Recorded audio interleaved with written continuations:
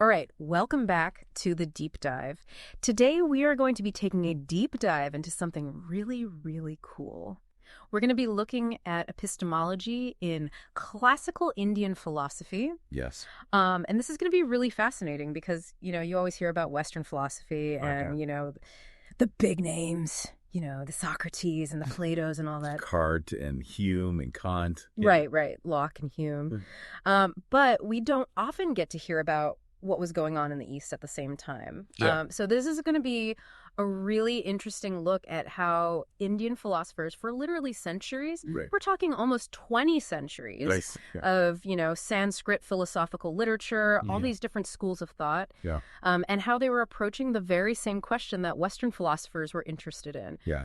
What is knowledge? Right. Exactly. And so this is going to be a really, really fascinating, I think, a very, very interesting way to look at how we approach knowledge itself. Yeah. Yeah. And I think one of the things that's going to be most interesting, or at least it's most interesting to me, is that they're looking at it from a slightly different angle. Right.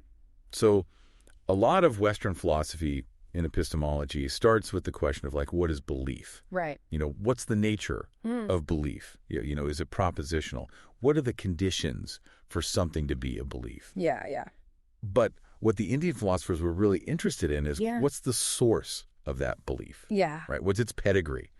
And so they developed all of these systems around prama, which are the valid sources of knowledge. Right. So we've got kind of the usual suspects, right? We've got perception, we've got inference, and testimony, which is really interesting. Yeah.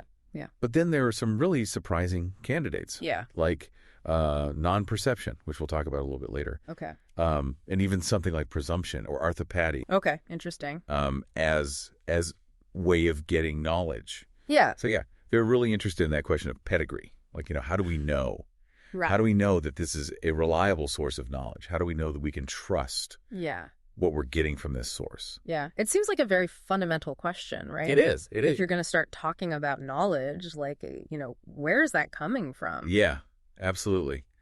And I think one of the other things that's really interesting, or at least for me, is that, these epistemological frameworks that they were developing weren't done in sort of a vacuum, right? Right. So, they were very much tied to the metaphysical commitments of each school. Right. Right. So, whether a school was realist or idealist, whether they were dualist or monist, theist or atheist, that really affected how they were understanding knowledge and justification.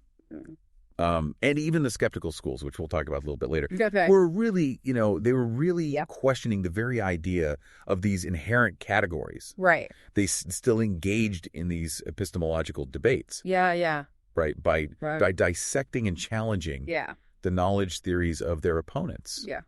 So it was a very vibrant and kind of interconnected intellectual ecosystem. Yeah. So it seems like we have a lot to cover in this deep dive. We do. So where do we start? Like, what's a good entry point into this, 2,000-year-old tradition of thought? Yeah. Well, I think a good place to start is to look at some of the fundamental assumptions that were common across all of the schools. Yeah.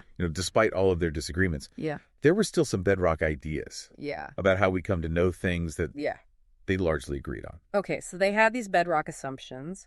What are some of the key ideas that they shared in common? Well, one of the most important ones was the idea that knowledge could be divided into sort of two categories, right? Yeah. So you've got, a current knowledge, which is knowledge that you have at a particular moment. Right. And then you have these, what they called saskara. Okay. Which are these mental dispositions or the lasting impressions from our past experiences. Right. Kind of like memory traces. Okay. Yeah. So they didn't think that memory was like self-evident. Right. Right. The status of a memory was very much dependent on whether the initial experience that formed that memory was reliable. Yeah. So, if you had like a faulty perception, then the memory of that perception would inherit that flaw. It's like garbage in, garbage out. Exactly. And the current knowledge had to come from a prama, right? From a reliable source. Mm-hmm. So it all had to kind of be built on a foundation. Okay. Another really interesting one, especially thinking about the translation of philosophical terms is that the term jnana. Yeah. Which is often translated as knowledge in Sanskrit. Okay. Doesn't actually have the same kind of truth conditions that the English term has. Okay. So you can have something like false jnana. Oh, okay. So it doesn't necessarily mean that you're correct. Right. Yeah. Exactly. It can just be a mistaken awareness. Okay. Or a false cognition. Okay, so that's really interesting because, in analytic philosophy, we usually define knowledge as, justified, true belief. So truth is kind of baked in there. Yeah. But it seems like with the Indian philosophers, they were okay with, false knowledge. Right. And so that's where it gets really interesting because despite acknowledging this possibility of error, there was a pretty widespread assumption that cognition is ordinarily true. So it's kind of flipped, right? Right, exactly. So error. So truth is the default. Right. Truth is the default. Yeah. Right. And falsity is the deviation. That's so interesting because, in a lot of our, day-to-day way of thinking about things, we think, okay, we have to show that something is true. Right. But it sounds like the way they were thinking about it is, well, no, we just assume things are true until we have a reason to doubt them. Exactly. And even when someone like Shakara, who is this very prominent Advaita Vedantin philosopher, talked about everyday knowledge as being mithya jnana. Okay. Which is, kind of illusory knowledge for the spiritual perspective. Okay. He meant that as a pretty provocative claim, right? Right. It's not that our everyday knowledge is always wrong in a practical sense. Right, yeah. It's that it's ultimately based on a kind of limited or even illusory understanding of ultimate reality. Okay. Right. So it's a question of perspective. Okay. So if they were okay with false knowledge, right? How did they justify accepting things as knowledge in their day-to-day lives? What prevented them from just falling into radical skepticism? Yeah, so they had a pretty big focus on pragmatic justification. Okay. So they argued that our unhesitating action in pursuit of the things that we want and avoiding the things that we dislike is a kind of validation of at least some of our knowledge. Mm-hmm. So we act on what we believe to be true. Right. And if our actions lead to successful outcomes, we get the things that we want, then that suggests that underlying knowledge is probably reliable. Right. It's like, if it works, it's good enough. Right. Exactly. Exactly. Right. And they even extended this idea to their engagement with other philosophical systems. Okay. So Udyotakara, who's this Nyaya philosopher who's known for being pretty critical of other schools, he advocated for a principle of charitable interpretation. So he said, unless a philosophical position has been explicitly disproven through sound reasoning, it should be regarded, at least provisionally, as consistent with your own system. Okay, so it's innocent until proven guilty, but for philosophical systems. Exactly. Okay, so beyond this idea of pragmatic grounding, how did they generally define knowledge? What was knowledge for these different schools of thought?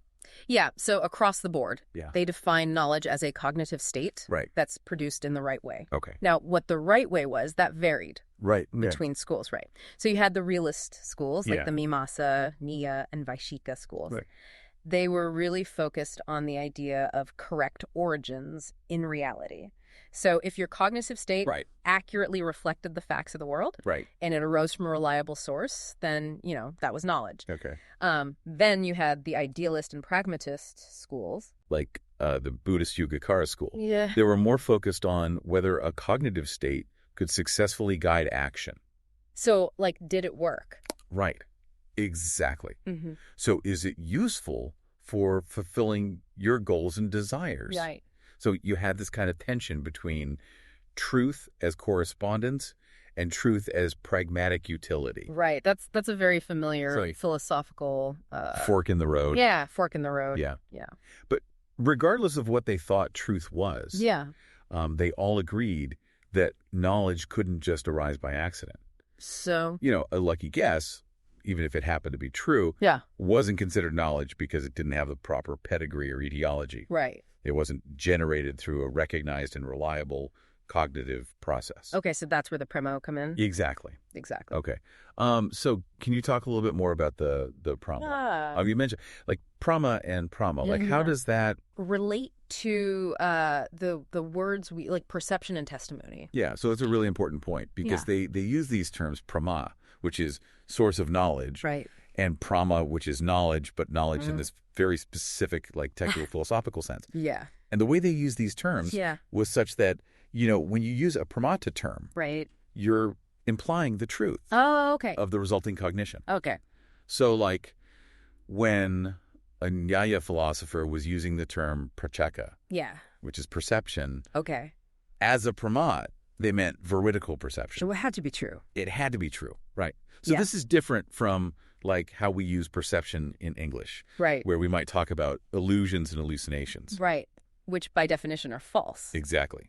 So like for them, false testimony, for instance, isn't testimony as a pramata at all. Okay. Right. So it wouldn't be shabda. Okay. Right. It would be. It would have to be. Epistemically successful. Right. You know. So it would have to actually lead to knowledge. Okay.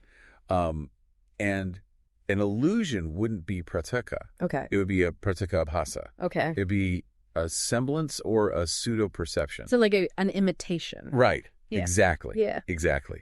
So you're not really seeing the illusory snake. Right. You're only like having a cognitive experience as if you're seeing a snake. Right. So the prama term itself carried with it this built-in guarantee of truthfulness. Okay. So that's really fascinating. So the very word for source of knowledge already implied that it was going to give you true knowledge. Exactly. And that leads to the question of like, well, how did they even identify these prama? Where did they begin? Yeah, that's a good question. Like, where do you even start with that? So they started with everyday language, right? Okay. With common, you know, the way that we interact with the world and how we talk about knowing things. Right. So, you know, they noticed that people routinely justify their beliefs. Yeah. By appealing to sources. You know, I saw it. I was told. I remember. Right. So this was a clue, right? This is the beginning of their theorizing. You know, the idea that certain sources are seen as authoritative. Yeah. And this is reflected in our language. Yeah. That was something that they took very seriously as a starting point. But of course, you know, prama is also a technical term. Right. That entails factivity. Right. So it wasn't just taking everyday language at face value. Yeah. They were really interested in like analyzing and refining and figuring out what the conditions were for something to count as a prama. Okay. So they were grounded in the day-to-day, but they were also interested in going deeper. Exactly. And the last thing that I'll mention, because I think it's important to keep in mind, is that they had this really strong connection between knowledge and world transcendence. Okay. So this is like a mocha. Okay. Right? And this is across a lot of different schools. Yeah. You know, both Vedic and non-Vedic. Right. So they were very interested in the relationship between everyday knowledge and spiritual understanding. Okay. And, you know, some schools thought that worldly knowledge was an obstacle to enlightenment. Right. You're clinging to this illusory world. Right. Other schools thought that a correct understanding of the world and the self was actually a prerequisite or even an aid to achieving liberation. Okay, so it was part of the path. It was part of the path. And in fact, you know, the kind of radical skeptics, you know, they thought that, you know, our everyday worldly knowledge wasn't really knowledge at all. Oh, okay. It was a kind of fundamental misapprehension of consciousness. Okay. So, you know, for them, the skeptics were actually doing us a favor. Right, by shaking things by shaking things up and by pointing to the illusory nature of these everyday knowledge claims. Yeah, that's really interesting. Yeah. So speaking of skeptics, it wasn't just like they were accepting any knowledge claim that came their way, right? Right. I mean, they had skeptics. Their own traditions. Yeah, absolutely. I mean, skepticism was a very important part of the philosophical discourse in classical India. Okay. And they had their share of very, strong skeptics. Okay, so who were some of the skeptics? Like, what were their arguments? Well, so you had the Carvaca school. Okay. And the Carvacas were materialists. Okay. And they were really, really hardcore empiricists. So they only accepted perception as a valid prama. So seeing is believing. Right, exactly.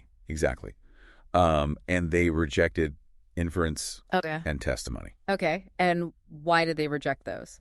So their argument for rejecting inference was that it relies on generalization. Okay. That we can never definitively verify through perception. Okay. So, you can see fire and smoke together a certain number of times. Yeah. But, how do you know that there's always going to be fire when there's smoke? Right. And their argument against testimony was that it ultimately depends on the trustworthiness of the speaker. Right. And how do we know whether the speaker is trustworthy? So basically, it's like, the perception is the only thing we can really rely on. Okay. So their challenge to the other schools was, how do you actually act in the world if you can't depend on inference? Right. Like, how do you navigate unseen situations? Yeah. Or how do you, gain knowledge about things that are beyond your immediate sensory experience if you can't rely on testimony? Right. And, the standard reply to that was that we demonstrably do rely on inference and testimony. Right. Like we do it every day. We do it every day. Right. Okay. And if our actions are successful, then that suggests that they're probably reliable. Right. And what's really funny is that, the Carvacas themselves, when they were making their arguments, they had to rely on generalizations. Right. Because they were using language. They were using language, right. And words have, they have meanings that apply across instances. Right. So, even they were implicitly relying on something that goes beyond just the moment. Right. Just the immediate perceptual experience. Yeah. And so then you had like some more nuanced forms of skepticism from other schools. So the Buddhists and the Nyaya philosophers, they were really interested in this problem of induction. Okay. How do you justify general conclusions based on a limited number of observations? Right. And they used this to argue for fallibilism. Okay. Especially about inference. So they acknowledge that you might think that you have a really good inference. Right. But it might turn out to be based on a bad reason. Okay. They call this a hetavasa. So a fallacious reason. Okay. Or misleading sign. Right. So this is really important because it's a step away from dogmatism. Right. It's acknowledging the possibility of error. Yeah. In our reasoning. So recognizing that our reasoning processes aren't perfect. Exactly. Yeah. Exactly. But it's not a total rejection of inference. Right. Because the fact that we can identify fallacies means that we can also identify good inferences. Right. You can't identify a counterfeit without a genuine article. Yeah. But then you also had like some much broader forms of skepticism. Okay. Like coming out of Buddhism especially. Okay. And Advaita Vedanta. Okay. And this is skepticism not just about the reliability of our cognitive processes, but about the very nature of what we think we know. Okay. So think about someone like Nagarjuna. Okay. Right, who's this hugely influential Buddhist philosopher. Yeah. He argued that all of our like fundamental concepts, like independent existence, inherent nature, these are ultimately empty. Oh, okay. Right. So if we really examine our concepts, we'll realize that everything is nisvabhava. Okay. It's devoid of intrinsic independent reality. So it's all kind of constructed. Right. Exactly. Yeah. Exactly. Okay. And this applied to the self as well. Right. Right. So this is the doctrine of an Atman. Okay. The absence of a permanent, unchanging self. Right. And for them, this was a crucial step towards liberation from suffering. Right. Is realizing that our clinging to these ideas of a solid self and a solid world is what's causing us to suffer. Okay, so this was a much more radical type of skepticism. It is. And Nagarjuna even, he turned his critical gaze on the Pramada program itself. Okay.